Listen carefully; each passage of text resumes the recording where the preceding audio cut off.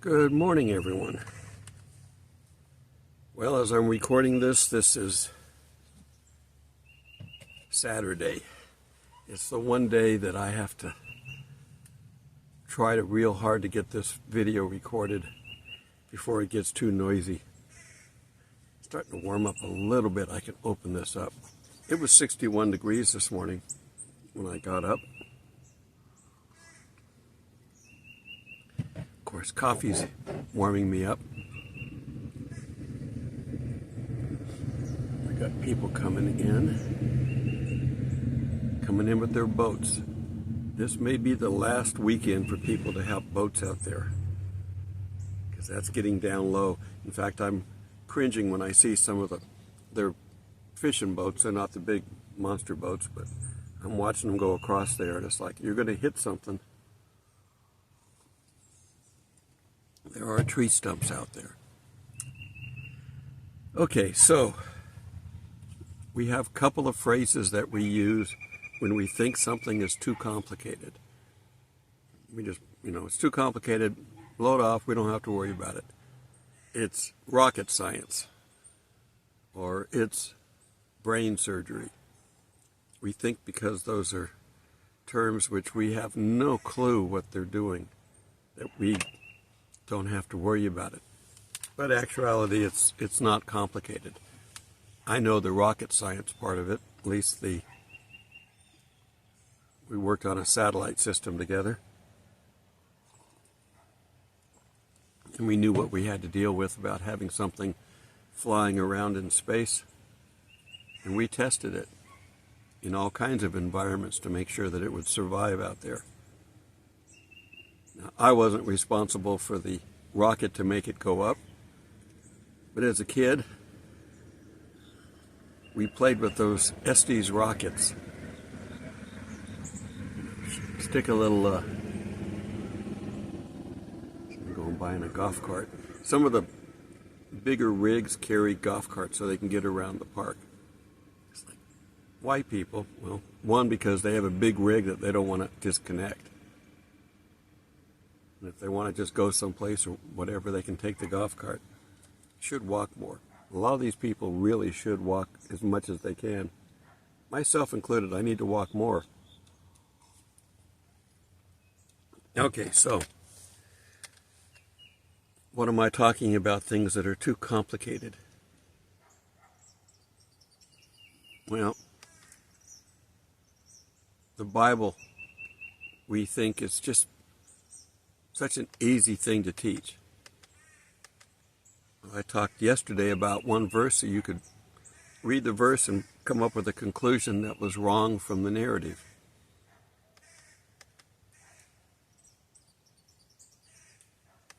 We have to make sure that when we're talking to people about the Bible, we have a good understanding of what we're talking about. Now, I'm not trying to scare anybody off from teaching the Bible, but understand it's the Word of God. I think next video I'm going to talk about the Lord's Prayer, just so that we make sure we understand. Haven't you ever read a verse, multiple times and gotten a different meaning out of it? God is infinite, complicated, and not something we should take lightly. Now, the Bible itself was written by simple men, most of them. And more than likely, these simple men probably did not write the actual words. They probably dictated to somebody. Paul was educated and could read and write. He would be an exception. Moses, being educated by Pharaoh in the family growing up, was educated and would be an exception. But most people couldn't read or write. So how do you convey something to somebody that you're going to write down and have them interpret it correctly? I have the same problem. I'll say something and somebody won't understand what I'm saying. I said, how can you possibly say that? Say, what? I don't know what you're talking about. I didn't say anything that I thought was controversial. Not only do we have to use the Spirit to help us teach, you also have to have the Spirit to help you learn. If you don't, either one of those could fail without the Spirit. I don't care how many times I've taught this stuff. I can't take it for granted that I can do it on my own. I think that's the key.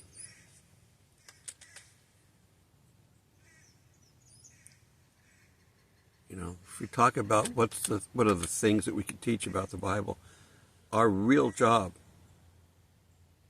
in sharing as Christians with the world is to teach the gospel. It's a very simple message, and I don't care what translation you look at, you're going to find the gospel story is pretty solid. They can argue about the creation time. They can argue about what's coming in Revelation. The gospel is pretty solid. It's covered in the Old and New Testament. Jesus said, I've covered this many times, he didn't come to do away with the law, but to fulfill it. So he's talked about repeatedly in the Old Testament. There are examples of storylines.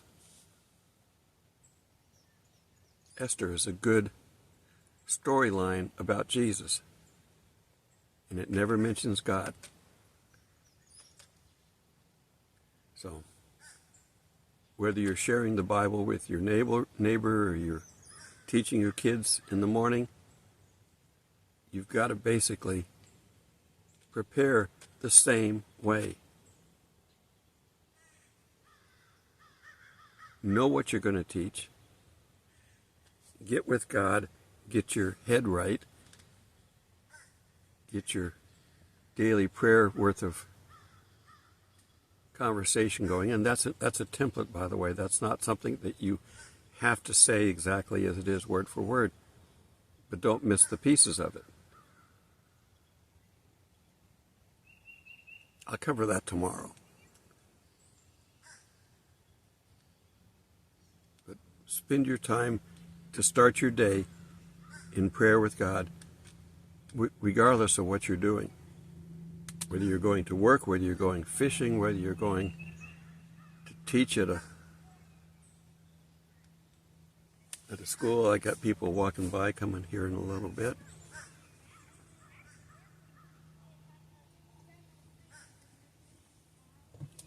I think I'm going to stop. I have to let them walk through. I worry about the issues of getting permission to put people up on screen. I don't like to do that. I got to get permission, but I also have to technically get written permission to put people on screen if I'm making money. If I'm just putting this out and we're not doing anything, I don't need to worry about it. But I do need to make a small amount of money with this channel. I don't need to get rich. I don't want to buy a new car with money I make from this channel. That's not what I'm out for. But I'm not working at all right now. The film industry is basically, they're reevaluating at the moment. They had a potential strike, and that shut everything down again. And after last year, I only worked 3 days last year. Having any extra money is helpful. Paul said, when you go out, people are supposed to feed you, house you, take care of you while you're out. And God will see that and reward generously those that do. Okay. So, you don't have to basically wait till you have your PhD. You don't have to go to seminary to teach. But you've got to go prepared. And you can be self-taught. That's fine. But don't take on teaching the Word without God. Not only does He have to prepare you and your message, He has to prepare the person you're going to talk to receive it. If they're not ready, It's casting your seeds out on the rocky ground. Or if they've got too much going on, it's casting it into brambles. The parable's out there, you know it. You want to throw your seeds into good soil, soil that has been prepared, tilled sometimes. Tilling requires breaking the surface. Well, the Spirit does all that. You don't have to worry about it. But you have to work on timing with Him.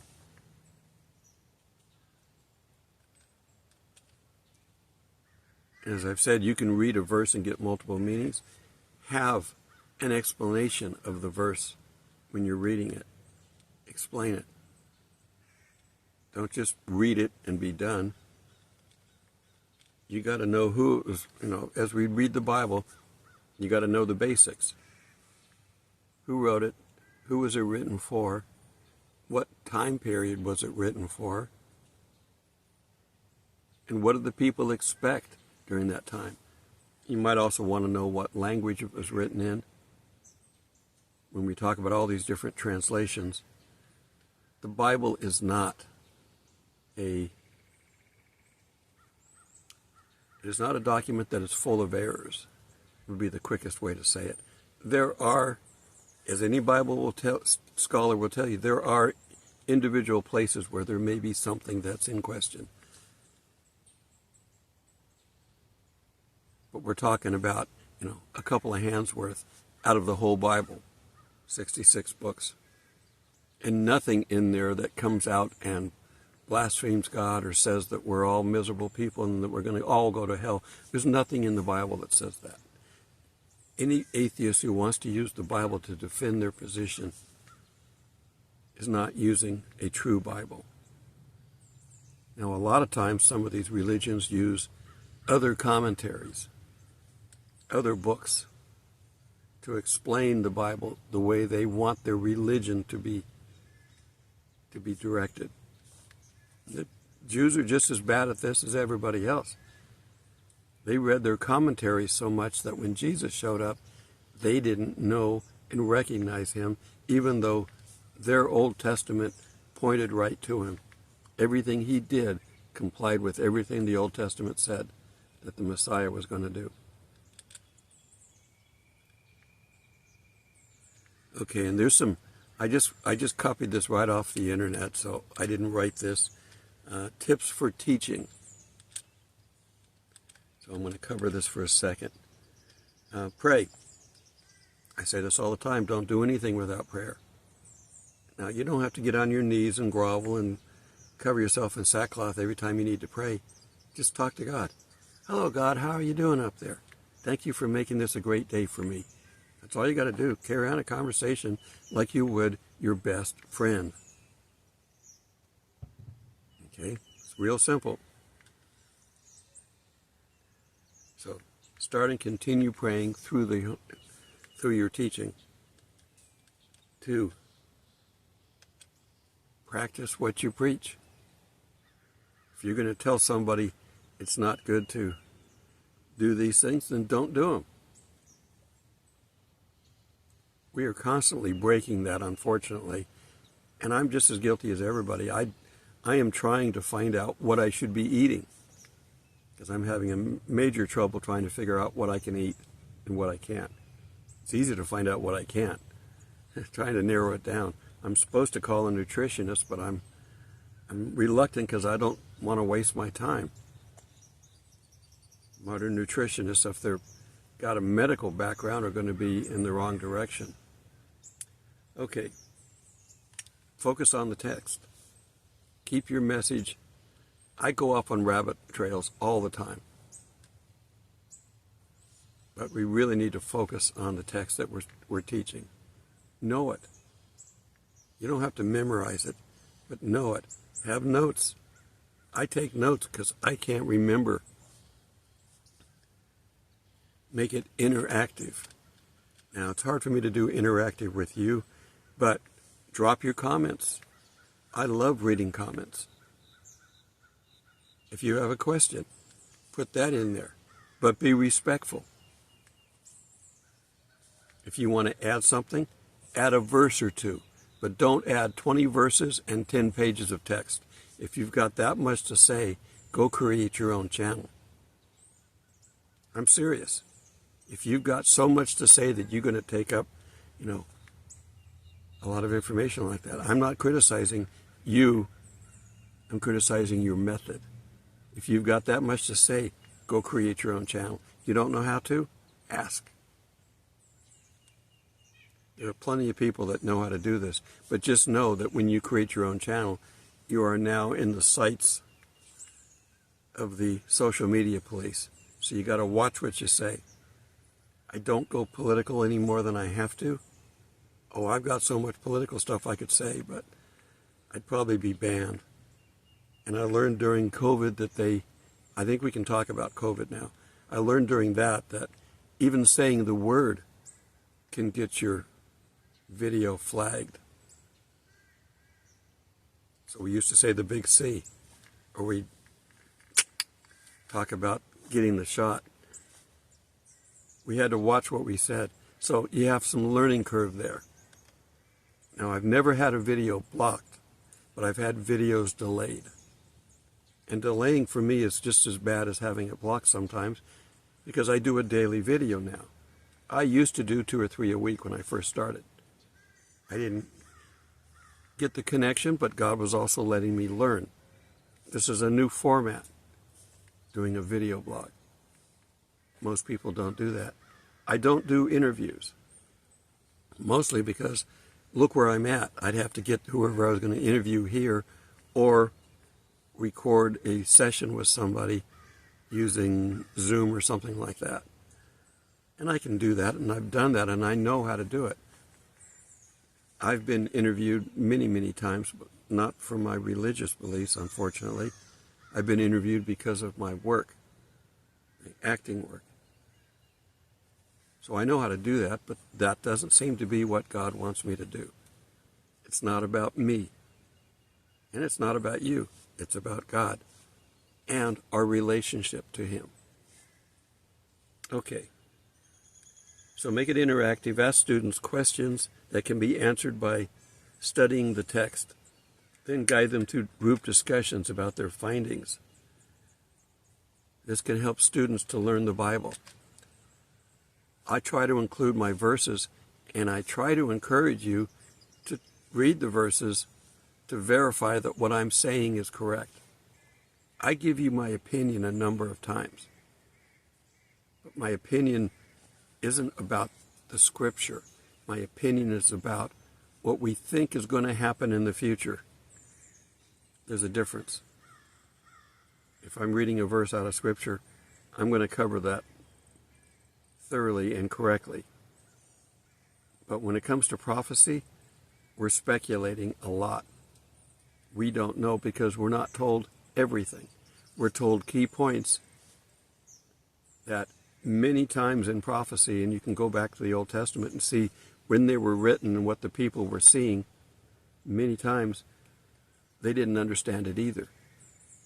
They didn't understand it until they could look back and go, oh, okay, God knew what He was talking about. Some of that may apply to our future. Another teaching guide, apply it. Explain why the material is important. Explain why we should behave the way the Scripture is telling us to behave, and the consequences if we don't. Try to cover all that. Be consistent. Keep it fun. Now, sometimes I may tell a joke, and I put jokes up in between my videos to keep it light, because these are tough times, and we can't get bogged down in what's going on. Just keep it fun. Some of the characteristics of a good Bible teacher: being concerned about not wanting to waste your time. You're committing your time to watching these videos. I don't want to waste it. I don't want to give you a bunch of nothing that you don't walk away feeling like you've gained something. If you go to a restaurant and you sit down and they give you a little itty bitty something to eat in a big plate, and that's all you get, you're not going to go away satisfied. You're not going to go back. Now, as I'm teaching, I want God to do the teaching through me. So I open myself up for that. So I'm hoping that you're going to see that.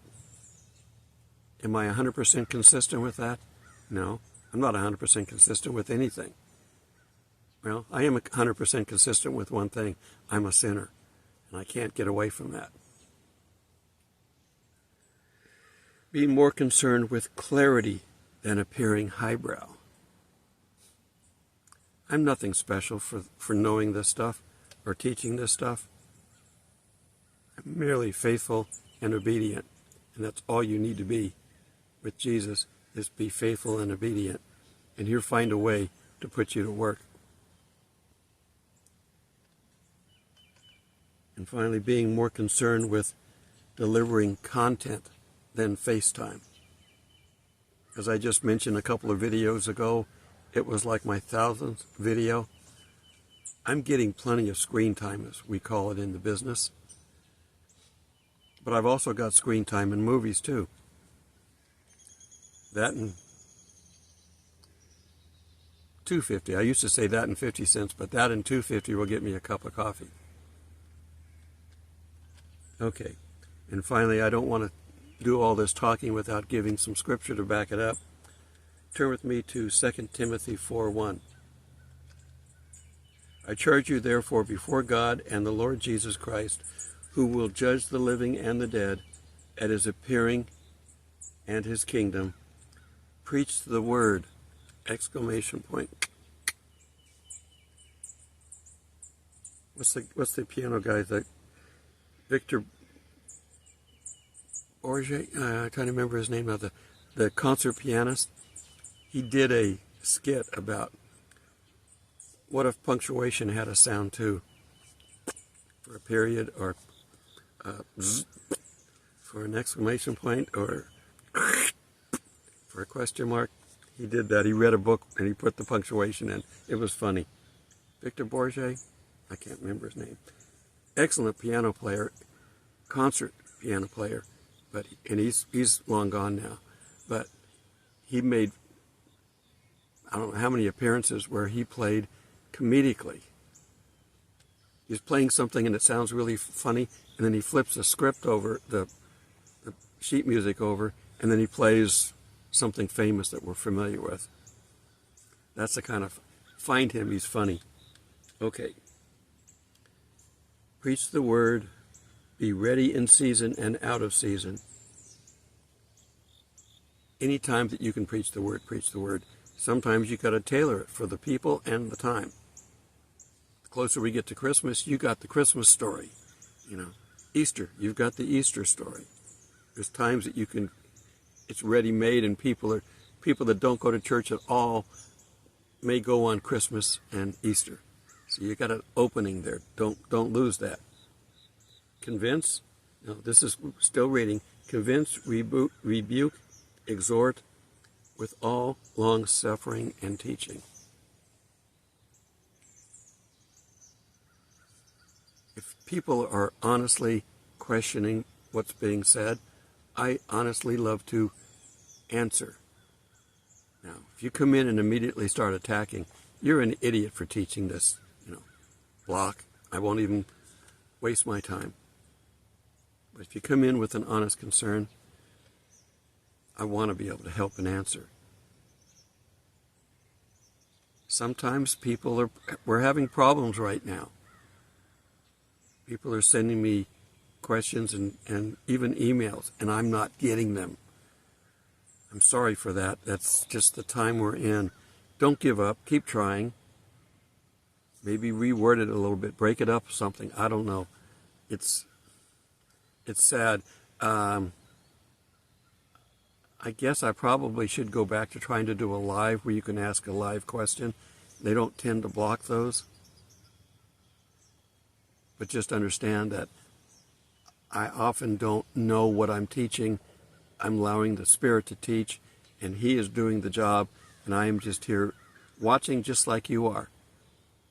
So I don't always have the answers, but the Spirit would have the answers if the Spirit decides to answer it. I don't have the Bible memorized. I can't remember that much stuff. I have to refer to my paperwork over my teleprompter. I have a teleprompter on my computer. I have to refer to that because I can't remember what I wrote, because it's not me writing. All right. 2 Timothy 4:3, for the time will come when they will not endure sound doctrine. Today. But according to their own desires, because they have itching ears, they will heap up for themselves teachers, and they will turn their ears away from the truth and be turned aside to fables. Lies, stories that fit their life, their narrative, so they don't have to deal with changing. People don't want to change. If you can say something that allows them to stay exactly where they're at, you're a god to them, and that's not where we want to be. But you be watchful in all things. We are watching. We're waiting for our Lord's return to come and get us out of here. But we're working until that happens. Endure afflictions. We all get sick from time to time. We have human bodies, and the devil has planted all kinds of stuff down here. Do the work of an evangelist. You don't have to be ordained. You simply have to serve God and have faith. Fulfill your ministry. We all have a ministry. Not everybody is going to talk on YouTube. Not everybody is going to preach in a pulpit. But it takes people to set that up. It takes people to organize. It takes ushers to greet people coming into church. It takes people to hand out bulletins. It takes people to print the bulletins. It takes all types of people. You can find a job that will suit you and please God. All right, until we meet in the clouds. God bless.